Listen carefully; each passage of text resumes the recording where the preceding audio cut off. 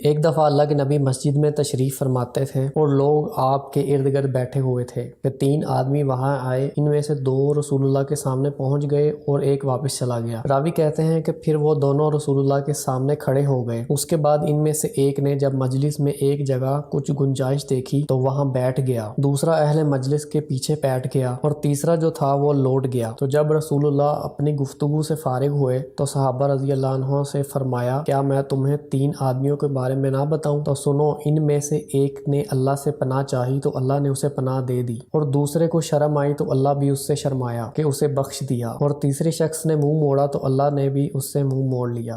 رسول اللہ اپنے اونٹ پر بیٹھے ہوئے تھے اور ایک شخص نے اس کی نکیل تھام رکھی تھی۔ اللہ کے نبی نے پوچھا، آج یہ کون سا دن ہے؟ ہم خاموش رہے، حتیٰ کہ ہم سمجھ رہے تھے کہ آج کا دن آپ کوئی دوسرا نام اس نام کے علاوہ تجویز فرمائیں گے۔ پھر آپ نے فرمایا کہ آج قربانی کا دن نہیں ہے۔ ہم نے عرض کیا، بے شک۔ اس کے بعد اللہ کے نبی نے فرمایا، یہ کون سا مہینہ ہے؟ ہم اس پر بھی خاموش رہے اور یہی سمجھے کہ اس کا مہینہ بھی آپ اس کے نام کے علاوہ کوئی دوسرا نام تجویز فرمائیں گے۔ پھر آپ نے فرمایا، کیا یہ ذی الحج کا مہینہ نہیں؟ ہم نے عرض کیا، بے شک۔ اللہ کے نبی نے فرمایا، تو یقیناً تمہاری جانیں اور تمہارا مال اور تمہاری آبرو تمہارے درمیان اسی طرح حرام ہے جس طرح آج کے دن کی حرمت تمہارے اس مہینے اور اس شہر میں ہے۔ بس جو شخص حاضر ہے اسے چاہیے کہ غائب کو یہ بات پہنچا دے، کیونکہ ایسا ممکن ہے کہ جو شخص یہاں موجود ہے وہ ایسے شخص کو یہ خبر پہنچائے جو اس سے زیادہ حدیث کا یاد رکھنے والا ہو۔